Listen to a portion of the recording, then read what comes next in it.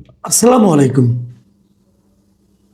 প্রিয় দর্শক, আমরা যত অনুষ্ঠান করি, বিশেষ করে আমি যত অনুষ্ঠান করি এবং যত কথা বলি, নানা বিষয়ে কথা বলি, রাজনীতি নিয়ে কথা বলি, অর্থনীতি নিয়ে কথা বলি এবং বিভিন্ন রকম ঘটনা প্রবাহের কথা বলি, সরকার নিয়ে কথা বলি এবং এই সবগুলো কথা আমি জানি না আপনারা কিভাবে বুঝেন। আমার কিন্তু মূল বক্তব্য থাকে একটাই, সেটা হলো আমি সবসময় বলার চেষ্টা করি যে দুর্নীতিটা কি বন্ধ হচ্ছে কিনা। আমি আগেও বলেছি, এখনো বলি, এদেশের সবচেয়ে বড় সমস্যা হচ্ছে দুর্নীতি। যারা দায়িত্বে যায়, ক্ষমতায় যায়, তাদের হাব ভাব দেখে মনে হয় তারা যেন সেখানে গিয়েছে দুর্নীতি করার জন্য, তাদের আর কোনো কাজ নেই। মুখে বলে জনসেবার কথা, কিন্তু করে আসলে দুর্নীতি। এবং একবার যখন কেউ ক্ষমতায় যায়, তার পরবর্তী 2-3 পুরুষের বোধহয় আর কিছু করতে হয় না। এত দুর্নীতি তারা করতে পারে যে ওই দুর্নীতির টাকা দিয়ে তারা চলতে পারে। এবং সেই দুর্নীতিটাকে তারা অবাধ রাখার জন্য, বাধাহীন রাখার জন্য তারা সবসময় সাধারণ মানুষের সঙ্গে সেই জনপ্রতিনিধি এর মাঝখানে একটা প্রতিবন্ধকতা তৈরি করে দেয়। সেই প্রতিবন্ধকতাটা কারা? যে যিনি এমপি হন অথবা চেয়ারম্যান হন, তার যারা চেলা চামুন্ডা থাকে, তার যারা মাসলম্যান থাকে, তারা মাঝামাঝি থাকে এবং তারা মাঝখানে এমন একটা দেয়াল তৈরি করে যে সাধারণ মানুষ তার বক্তব্য নিয়ে জনপ্রতিনিধির কাছে আসতেই পারে না। অথচ এই জনপ্রতিনিধি কিন্তু কিছুদিন আগে ভোট পাওয়ার জন্য ওই সাধারণ মানুষের দ্বারে গিয়েছিল, একবারই যায়, ভোটের আগে যায়, কিন্তু ভোট শেষ হয়ে গেলে ওই লোকের দ্বারে কিন্তু আর সাধারণ মানুষ আসতে পারে না। এরকম একটা অবস্থা আছে, যে কারণে সাধারণ মানুষ অনেকে জানেও না এই লোকটাকে যে আমি এমপি বানালাম তার কাজটা কি, সে জানে না। সে জানেও না এই লোকটাকে যে আমি চেয়ারম্যান বানালাম তার কাজটা কি, সে কেন চেয়ারম্যান হলো তাছাড়া জানে না। তো এই যে একটা না জানা, অজ্ঞতাটা, এই অজ্ঞতাটা কেন?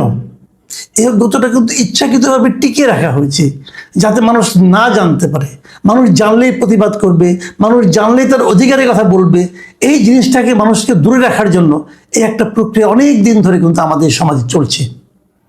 এবং এই অচলায়তন, এই দেয়াল, এই প্রতিবন্ধকতা ভাঙতে হবে। এবং আমি আজকে যে যে কন্টেন্টটা করছি, যে বিষয়টা করছি, আমার বিষয়টা একজন লোকের আমি প্রশংসা করার জন্য করছি। আমার এই অনুষ্ঠান যারা দেখেন তারা জানবেন, আমার অধিকাংশ অনুষ্ঠানই থাকে কোনো না কোনো কিছু সমালোচনা আমি করি। মানে আমাদের চারপাশে না এত অনিয়ম, এত অবিচার, যে ওগুলি নিয়ে আসলে প্রশংসা করার সুযোগও পাই না আমি। তো তার মধ্যে আজকে হঠাৎ করে আমি প্রশংসার জন্য এই অনুষ্ঠানটা করছি, এবং সেই প্রশংসাটা করছি আমি এমন একজন ব্যক্তির, যে ব্যক্তির যে পার্টির, সে পার্টির অনেক সমালোচনা আমি করছি, সেটা হলো এনসিপি। এনসিপির কিন্তু আমি অনেক সমালোচনা করি, এনসিপির অনেকে আমার উপর খুব দুঃখিত হন। সেই এনসিপির একজন নেতা মিস্টার হাসনাত আবদুল্লাহ, এই হাসনাত আবদুল্লাহকে আমি ব্যক্তিগতভাবে পছন্দ করি, কারণ আমার কাছে তাকে সবসময় খুব আউটস্পোকেন এবং মানে হিপোক্রেসি নাই এই ছেলেটা আমার কাছে মনে হয়, তাকে আউটস্পোকেন মনে হয়। এবং আমার ধারণা ওনার মধ্যে হিপোক্রেসিটা নাই, যা বলেন সেটাই করার চেষ্টা করেন। তো উনি গতকালকে একটা ফেসবুকে লাইভে এসেছিলেন। উনি বোধহয় কোনো ক্লাস নেন, এরকম ক্লাসের একটা আবহাওয়ার মতো একটা বোর্ডের সামনে দাঁড়িয়ে উনি লাইভে এসে উনি গত 17 ফেব্রুয়ারি যে শপথ নিয়েছেন এমপি হিসাবে শপথ নেওয়ার পর উনি কি কি করেছেন এই কয়েকদিনে তার একটা ফিরিস্তি উনি দিয়েছেন। বিশ্বাস করেন, আমি এটা দেখে রীতিমতো অভিভূত হয়ে গেছি। উনি কি করতে পেরেছেন সেটা কিন্তু আমার কাছে ইম্পর্টেন্ট না, আমার কাছে ইম্পর্টেন্ট হলো ওনার ট্রান্সপারেন্সিটা। উনি যে সব খোলামেলা জনগণকে বলছেন, পাবলিককে বলছেন, এবং এই বলার জন্য, এটা যে একদিনই বলবেন তা না, এটা অব্যাহত রাখার জন্য উনি একটা ফেসবুক পেজ করেছেন, তার নাম দিয়েছেন জবাবদিহিতা। সেই জবাবদিহিতার পেজে উনি বিভিন্ন রকম কর্মকাণ্ডের, উনি যে এই লাইভে যেগুলি দেখিয়েছেন, যে সমস্ত গ্রাফ দেখিয়েছেন, সেই সবগুলি গ্রাফে কিন্তু আমি জবাবদিহিতার পেজে গিয়েছি, ওখানে দেখলাম সবগুলি গ্রাফের দিয়ে দিয়েছেন যে কোন এলাকায় কয়টা উন্নয়ন কর্মকাণ্ড হচ্ছে, কোন এলাকায় কয়টা রাস্তা হচ্ছে, কোন এলাকায় এই রাস্তাগুলো কতটুকু দূরত্ব লেন্থ হবে, এই কাজটা করতে কত টাকা খরচ হবে, এই কাজটা কোন ঠিকাদার করছে, এগুলি বলছেন। এবং বলে তারপরে আবার বলছেন যে আপনারা জনগণ আপনারা বুঝে নেবেন রাস্তা ঠিকঠাক মতো হচ্ছে কিনা। তার মানে যে ঠিকাদার এই কাজটা করবে সেই ঠিকাদারকে উনি ওই এলাকার জনগণের কাছে কিন্তু জবাবদিহি করে দিয়েছেন। মানে আমার কাছে আমি সত্যি বলছি, আমি অভিভূত হয়ে গেছি যে বাংলাদেশে কোনোদিন এমপি যে এই ধরনের একটা আচরণ করতে পারে, এই ধরনের ট্রান্সপারেন্সি শো করতে পারে, দেখাতে পারে যে আমি আসলে কেউ না। উনি বলেছেন যে আমি নির্বাচনের আগে বলেছিলাম যে বিনা পয়সায় ভোট দেবেন এবং বিনা পয়সায় সেবা নেবেন। মানে আপনারা আমাকে ভোট দিয়েছেন, আমি আপনাদের কোনো পয়সা দিইনি, এখন আমি আপনাদেরকে যে সেবাটা দেব, এই সেবাটা আপনি কোনো পয়সা ছাড়াই নেবেন। এই যে কথা বলার সাহস, এটা কিন্তু সাহস লাগে। আপনি আমার কাছ থেকে সেবা নেবেন এবং এই জন্য আমাকে কোনো পয়সা দেবেন না, এই যে বলা, এই যে বলতে পারার যে সাহসটা, দিস ইজ ভেরি ইম্পর্টেন্ট। এবং আমি মনে করি এটা আমাদের এমপিদের জন্য একটা খুব জরুরি বিষয় বটে। দেখুন, উনি দেখেন এগুলি বলেছেন তাই না, উনি ব্যাপারটা বুঝিয়েছেন, মানে ডিটেল একদম গ্রাফিক্যালি বুঝিয়েছেন। যখন উন্নয়ন কর্মকাণ্ড হয়, উন্নয়ন কর্মকাণ্ডগুলো কে করে, কারা করে? এই যে roads and highway, LGED, PIO, এদের যে প্রত্যেকটা ডিপার্টমেন্ট আলাদা আলাদা, এবং এরা কে কোন কাজটা করে, এটাও কিন্তু উনি সুন্দর করে বুঝিয়ে দিয়েছেন, যাতে নাকি মানুষ বুঝতে পারে যে কোন কাজের জন্য, কোন কাজ হওয়ার জন্য অথবা কোন কাজ না হওয়ার জন্য আমরা কার কাছে যাব, কাকে জিজ্ঞাসা করব, এটা যেন মানুষ বুঝতে পারে। মানে উনি একই সঙ্গে, আমার কাছে যেটা মনে হয়েছে, উনি একই সঙ্গে সমস্ত জনগণকে কিন্তু ওনার সঙ্গে উনি নিয়ে নিয়েছেন। এটা একদম একদম নতুন একটা বিষয়, আমি এর আগে কখনো এরকম দেখিনি। এর আগে কোনো এমপিকে, কোনো সংসদ সদস্যকে এতটা ট্রান্সপারেন্ট হতে আমি আগে দেখিনি। আগে ভাবতেন এমন ছিল কি, এমপি সাহেবের লোক জমিদার টাইপের লোক, উনি আমাদের কিছু দয়া করে দেবেন, সেটা আমরা গ্রহণ করে মুগ্ধ হব। উনি একটা ব্রিজ করে দিবেন, পরে বলবেন কেন ওখানে আমি ব্রিজ করে দেইনি। আর ওটা তো আপনি ব্রিজ করে দেননি, ওটা তো জনগণের অর্থে, ওটা যে জনগণের পাওনা, প্রাপ্য। আপনি কেবল এটার জবাব দিয়ে দেওয়ার জন্য আপনি কেবল ছিলেন এখানে, এখানে আপনার কোনো ক্রেডিট নাই। আপনি বরং চুরি করেছেন, আপনি চুরি করেছেন, এত কম চুরি করেছেন, এত বেশি চুরি করেছেন, কিন্তু কাজটা জনগণের। এই জনগণের এই ব্রিজটা করে দেওয়ার জন্যই আপনি কিন্তু প্রতিজ্ঞাবদ্ধ জনগণের কাছে। আপনি জনগণের মালিক না, আপনি জনগণের সেবক। ঠিক এই কথাটাই আমি হাসনাত আবদুল্লাহর মুখে উচ্চারিত হতে শুনলাম, যে উনি এখানে সেবা করতে এসেছেন, কিছু নিতে আসেননি। বিশেষ করে আমি কিন্তু এই ইয়াংদের মধ্যে এই ধরনের আচরণ আশা করেছিলাম। এবং হাসনাত আবদুল্লাহ সেটা দেখে একটা কথা আমি বলি, এই যে কাজগুলি করার পাশাপাশি উনি যে জনগণের যে কি জনগণের যে একটা দায়িত্ব আছে, উনি কিন্তু এটা উল্লেখ করলেন। যেমন রাস্তার পাশে কেউ পুকুর বানায়, পুকুর বানানোর পরে রাস্তাটা এসে পুকুরে পার বানায় ফেলায়, তারপরে পুকুরে যখন বর্ষাকাল হয় তখন পুকুরের কারণে রাস্তা ভাঙে, এই যে বিষয়গুলো উনি এটা উল্লেখ দেখেছেন, একদম গ্রাফিক্যালি ছবি এঁকে দেখালেন যে এই মাঝখানে এতটুকু ফাঁকা রাখবেন, তাহলে কিন্তু আপনার দায়ী হবে।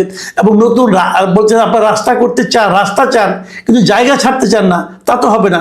মানে উনি, আমার কাছে যেটা মনে হয়েছে যে একটা মানুষ কতটা সেন্সিবল হতে পারে, মানে উভয়ের প্রতি, সরকারের প্রতি, জনগণের প্রতি, সবার প্রতি, এটা হাসনাত আবদুল্লাহ দেখিয়েছেন। এবং এটা হলো গিয়ে আমাদের দেশের মানুষ যখন এমপি পায়, মন্ত্রী পায়, তারা যে তাদের প্রতি মানুষের যেটা মানে আপনার সম্পর্ক থাকে, সেই সম্পর্কের চেহারাটাই যেন হাসনাত আবদুল্লাহ পাল্টে দিতে যাচ্ছেন। আমি খুবই হ্যাপি। এবং উনি বলেছেন যে কিভাবে সরকারের কাছ থেকে কি পায়, পৌরসভায়, তার এলাকায় দেবিদ্বারের পৌরসভায় যে কতগুলি ভিজিএফ কার্ড আসবে, সেই ভিজিএফ কার্ড হলো 3081টা ভিজিএফ কার্ড পায়, ওরা এখানে এসেছে।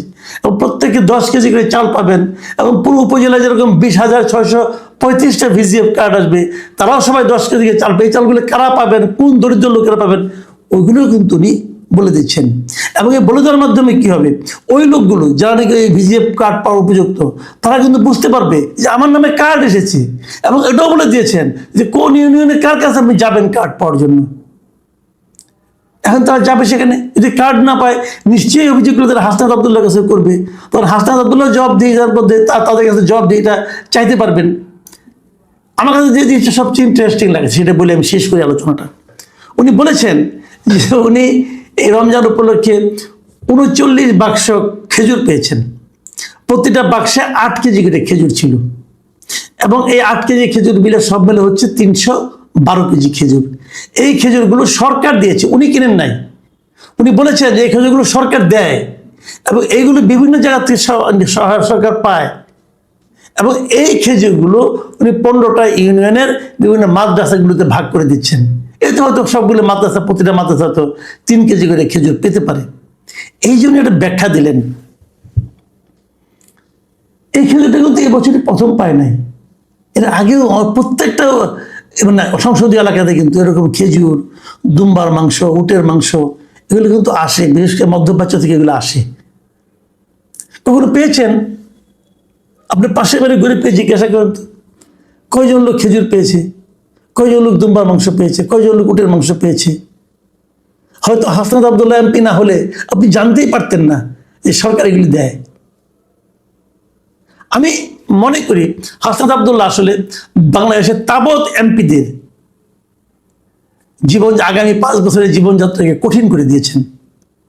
আমি আশা করব প্রত্যেকটা এমপি, প্রত্যেকটা জনপ্রতিনিধি, গেলে এমপি না জনপ্রতিনিধি, প্রত্যেকটা উপজেলা চেয়ারম্যান যারা হবেন অথবা ইউপি চেয়ারম্যান যারা হবেন, তারা সবাই সরকারের কাছ থেকে কী পাচ্ছেন এবং জনগণকে কী দিচ্ছেন সেই ব্যাপারে ট্রান্সপারেন্সি মেনটেন করবেন। কীভাবে করবেন আপনাদের ব্যাপার, কিন্তু করবেন। এবং আজকাল তো আপনার সোশ্যাল মিডিয়ার যুগ, আপনারা ফেসবুকে পেজে একটা পেজ খুলেন, একটা পেজ খুলে আপনার সঙ্গে দেখিয়ে দেন আপনি কী কাজ করছেন, কী কাজ কীভাবে করছেন না করে দেখিয়ে দেন।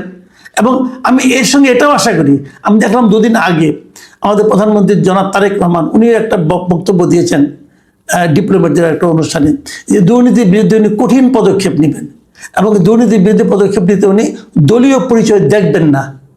আমি কিন্তু ওনার কথায় আশাবাদী হচ্ছি। আমি ওনাকে বলবো আপনি উচিত হবে আপনার যে আপনার দলের নয়, কিন্তু তারপরে হাসনাত আব্দুল্লাহর এই যে পদক্ষেপটা আপনি এটাকে অ্যাপ্রিসিয়েট করবেন। আমি প্রধানমন্ত্রীকে অনুরোধ করবো আপনি হাসনাত আব্দুল্লাহর নাম ধরে তাকে ডেকে নিয়ে তার কাছ থেকে অনুরোধ করবেন যে তুমি একটা মডেল করে দেবো, এই মডেলটা আমি সমস্ত এমপিকে দেবো এবং প্রত্যেকটা এমপিকে অনুসরণ করতে হবে।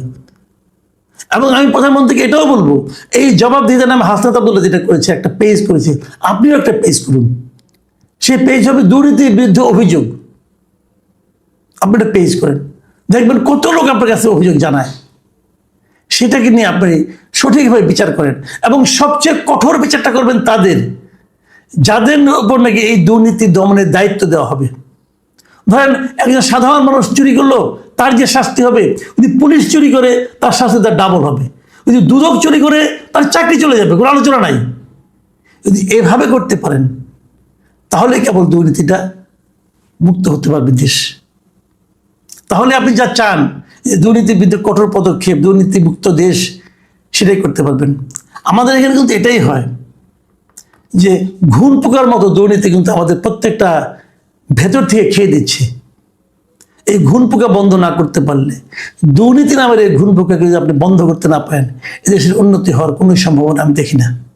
এবং সেক্ষেত্রে আমি হাসনাত আব্দুল্লাহকে স্যালুট করছি যে উনি প্রাথমিক পদক্ষেপটা নিয়ে দেখিয়েছেন যে কিভাবে নিজের ট্রান্সপারেন্সি প্রকাশ করা যায়। আমরা প্রত্যেকটা এমপিকে দেখতে চাই এবং সেই সঙ্গে এটাও বলছি আমি হাসনাত আব্দুল্লাহকেও ফলো করতে চাই। এটা কি হঠাৎ আলোর ঝলকানির মতো একদিনই, নাকি পরবর্তীতে এটা চলবে?